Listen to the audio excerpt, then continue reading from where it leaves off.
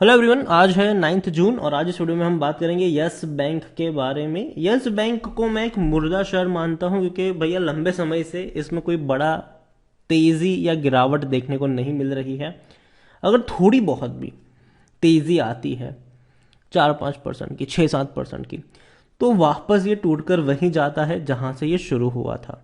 और तेजी भी कोई उतनी बड़ी नहीं आती है, मुश्किल से 1-1.5 रुपए की तेजी आती है, फिर वापस टूटकर वहीं चला जाता है। ये वीडियो में डिस्कस करेंगे कि यस बैंक में चल क्या रहा है, फ्यूचर में भैया कोई स्कोप है कि नहीं, कि शेयर 2 गुना हो सकता है, 3 गुना हो सकता है, उसके बारे में डिस्कस करेंगे। लेकिन उससे पहले अगर आपने अभी तक चैनल को सब्सक्राइब नहीं किया है तो प्लीज़ अभी इसे सब्सक्राइब कर लीजिए, क्योंकि आगे भी बहुत सारे वीडियोस हैं जो आपको काफ़ी ज़्यादा हेल्प करेंगे। तो यस बैंक का जो शेयर है ये 13 रुपये 15 पैसे के आसपास ट्रेड कर रहा है और एक महीने में 1.5% का ग्रोथ है। 12 रुपये 45 पैसे का शेयर तेजी दिखाई, 14 के करीब पहुंचा, लेकिन वापस क्या हुआ, टूट कर ये बिखर रहा है। और इवन 1 साल का भी अब ग्राफ देख लो तो यही चीज़ है, टूटता है, तेजी आती है, फिर टूट जाता है, फिर तेजी आती है, फिर टूट जाता है, फिर तेजी आती है। तो इस तरीके का चूहे बिल्ली वाला खेल यहाँ पर चल रहा है। और जहां तक मैं मानता हूं बाइंग प्राइस कहां पर है, तो वो मुझे लगता है कि 12 रुपए के आसपास है। 10 से 12 का जो रेंज है वो खरीदारी के लिए अट्रैक्टिव है। 13 रुपए का रेंज मैं उतना अट्रैक्टिव नहीं मानता हूं और 14-15 तो कतई नहीं मानता हूं मैं। यस बैंक को लेकर अगर हम देखें तो लार्ज कैप शेयर है 33,000 करोड़ के आसपास का, इसका मार्केट कैप है। वॉल्यूम्स देखें तो भैया बहुत ज्यादा है, 2 करोड़ 40 लाख के आसपास के इसके वॉल्यूम्स है। काफी बड़ी क्वांटिटी में शेयर ट्रेड हो रहे हैं और बैंक के परफॉर्मेंस में लगातार इंप्रूवमेंट आया है। बैंक लगातार अच्छा रेवेन्यू भी कर रहा है और प्रॉफिट भी कर रहा है। खास करके प्रॉफिट में ज़्यादा तेज़ी है, रेवेन्यू में उतनी बड़ी तेज़ी नहीं है। यस बैंक में अगर आप देखोगे तो यस बैंक में according to Moneycontrol user 19% लोग कह रहे हैं कि बेच दो, 74% लोग कह रहे हैं खरीदो और 7% लोग कह रहे हैं कि होल्ड करके आराम से बैठे रहो। यहां पर आप यस बैंक का ग्राफ देखोगे तो रेवेन्यू टूट रहे हैं। इवन 2022 में भी रेवेन्यू कम ही नजर आए हैं। जो फाइनेंशियल ईयर 2019 में रेवेन्यू 29,600 करोड़ से भी ज्यादा का था, वो 2020 में टूटकर 26,000 करोड़ रहा और 2021 में 20,000 करोड़ और अब 19,000 करोड़। तो रेवेन्यू भैया डिक्लाइन हुआ है 2022 में भी। लेकिन अच्छी बात यह है कि प्रॉफिट में बहुत ज्यादा बढ़ोतरी हुई है। जो लॉस इनको हुआ था 22,730 करोड़ का 2020 में, वो कम हुआ 3,500 करोड़ के आसपास का रहा 2021 में और 22 में आ चुका है बैंक प्रॉफिट में। 1,065 करोड़ का मुनाफा हुआ है इनको।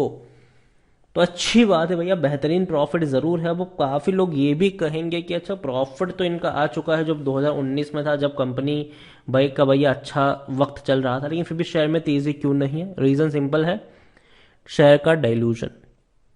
यस बैंक हम सब जानते हैं कि बर्बाद होने वाला था, डूबने वाला था और ऐसे में यस बैंक को रेस्क्यू किया गया। स्टेट बैंक ऑफ इंडिया और कई सारी बैंक्स मिलकर सामने आई और यस बैंक में 10 रुपए के भाव पर इक्विटी खरीदी और तकरीबन 10,000 करोड़ की फंड रेजिंग हुई। 10,000 करोड़ की फंड रेजिंग हुई तो आप यहां पर यह सोचो कि 1,000 करोड़ शेयर्स यस बैंक ने तब इक्विटी इश्यू करी थी। दूसरी इक्विटी इश्यू के थ्रू बैंक ने 15,000 करोड़ रुपए का फंड रेज किया था और तब शेयर प्राइस ऑफर किया गया था रिटेल इन्वेस्टर्स वगैरह को, ओएफएस था, जिसके जरिए अगर आप देखो तो 12 और 13 रुपए की कीमत पर इन्होंने ये शेयर प्राइस बांटा था और 15,000 करोड़ रुपए जो यहां पर जुटाए थे। तो डाइल्यूजन जो है वो बहुत ज्यादा हो गया है इक्विटी का और यही वजह है कि बैंक में इंप्रूवमेंट जरूर लौटता नजर आया है, लेकिन उसका असर शेयर प्राइस पे नहीं है, क्योंकि भैया बहुत बहुत बहुत ज्यादा इक्विटी मार्केट में इसकी घूम रही है। यस बैंक को लेकर अगर एक और चीज भी है कि भैया अभी भी इनके जो एनपीएस हैं वो इनकी गले की हड्डी बना हुआ है। हालांकि सारे के सारे NPA, most of NPA declare कर दिए हैं इन्होंने, लेकिन दूसरी ओर बैंक अब अपना वक्त और रिसोर्सेस इस एनपीए को रिकवर करने में नहीं लगाने वाला है। तो इसीलिए बैंक ने फैसला भी किया है कि भैया रिकंस्ट्रक्शन कंपनी को ये एक झटके में दे देंगे। जैसे कि मान लीजिए कि 50,000 करोड़ रुपए का एनपीए है, अब पता है कि भैया रिकवर नहीं होने वाला है, बैंक अपना पैसा और समय क्यों बर्बाद करे इसके पीछे। तो बैंक जाती है दूसरी कंपनी के पास और बोलती है कि अच्छा ठीक है, हम अपना एनपीए बेचने को तैयार है। कई सारी कंपनी बिड में हिस्सा लेती है, जो ज्यादा पैसा ऑफर करेगा वो एनपीए उनका। मतलब मान लीजिए कि किसी थर्ड पार्टी ने इनको बोला कि चलो ठीक है भैया, हम 20,000 करोड़ रुपए आपको दे रहे हैं, उसके बदले में आपका ये जो एनपीए है वो हमको दे दो, अब हम रिकवर करेंगे इसको। तो जितना रिकवर कर पाए वो उसका, और 20,000 रुपये बैंक को ऑलरेडी मिल चुके हैं, जो ऑलरेडी इनको एक्सपेक्टेड नहीं था कि आने वाले हैं, और अगर आते भी तो बहुत लेट आते, कम आते, कब आते पता नहीं। तो ये चीज़ें यहाँ पर होती रहती हैं। और एनपीए भी भैया बैंक बेच रही है, अपना रिकंस्ट्रक्ट किया जा रहा है। खरीदारी करने का सही मौका है, क्योंकि शेयर ओवरबॉट जोन में नहीं है, कोई भी रेड फ्लैग नजर नहीं आ रहा। 31 का पी है जो कि थोड़ा सा महंगा है भाई साहब। देखो शेयर दिखने में लगता है 13 रुपए का सस्ता, लेकिन वैल्यूशन वाइज महंगा है। सेक्टर पी 19 के आसपास नजर आया है। कोई भी एनालिस्ट खरीदारी करने की सलाह नहीं दे रहा है, क्योंकि देखो बैंक की परफॉर्मेंस पर अगर आप जाओगे तो पता चला कि भैया इसने परफॉर्म दिखाया किया ही नहीं है। लंबे समय से ये मुर्दा पड़ा हुआ है, लंबे समय से इसी रेंज में भटक रहा है, लंबे समय से बहुत ही खराब हालत है इस बैंक की, इसका खून नहीं खौल रहा है अभी भी। यस बैंक में अगर आप देखोगे तो यस बैंक की शेयर होल्डिंग पैटर्न देखो तो जो प्रमोटर थे राणा कपूर एंड फैमिली, वो तो भैया निकल चुके हैं यहाँ से, सब कुछ बेच बाच के निकल चुके हैं। और म्यूचुअल फंड के पास 0.47% की होल्डिंग है।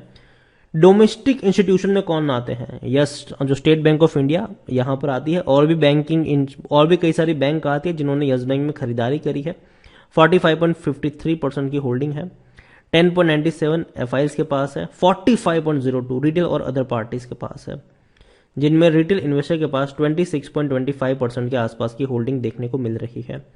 देखो यस बैंक को लेकर एक खबर सबसे ज्यादा जोरों शोरों में है, और वो यही है कि बैंक को भैया रिस्ट्रक्चर किया जाएगा। बैंक में जो एनपीएस है उसको रिस्ट्रक्चर किया जाएगा, और बैंक पैसा जुटाएगी, उससे अच्छा खासा पैसा यहाँ पर बैंक को रिकवर हो भी सकता है। लेकिन अभी के लिए मैं इतना ही कहूंगा कि यस बैंक की सिचुएशन इतनी भी एक्स्ट्रा ऑर्डिनरी नहीं हुई है कि आप एक बहुत बड़ा पैसा लगा ले। डेफिनेटली बैंक ने अच्छा परफॉर्मेंस किया है पिछले कुछ क्वार्टर्स में, और अच्छा प्रॉफिट कमाया है खास करके, जो कि एक अच्छी बात है। रेवेन्यू कम जरूर हुए हैं, लेकिन अच्छी बात है कि बैंक प्रॉफिट में है, और लगातार प्रॉफिट इनके बढ़ रहे हैं। धीरे धीरे उम्मीद करेंगे कि इनके रेवेन्यू भी बढ़े और प्रॉफिट भी बढ़े।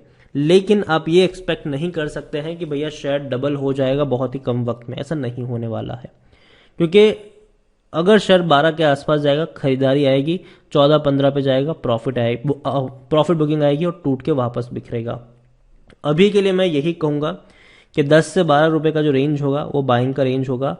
13 रुपए का रेंज कोई फायदा नहीं है खरीदारी करने का। 14-15 का रेंज बेचो और भाग जाओ, वो वाला रेंज रहेगा अभी शॉर्ट टर्म के लिए, जब तक बैंक अच्छे से रिकवर नहीं कर जाता। लेकिन डेफिनेटली लॉन्ग टर्म में रिकवरी पॉसिबल है। लॉन्ग टर्म में शेयर में भी आपको तेजी देखने को मिल सकती है, लेकिन आपको बहुत बहुत बहुत लंबा इंतजार करना पड़ेगा उसके लिए। वीडियो को यहीं पे एंड करूंगा। पसंद आया हो तो लाइक करो, शेयर करें। चैनल पर अगर पहली बार आए हैं तो प्लीज़ सब्सक्राइब करें।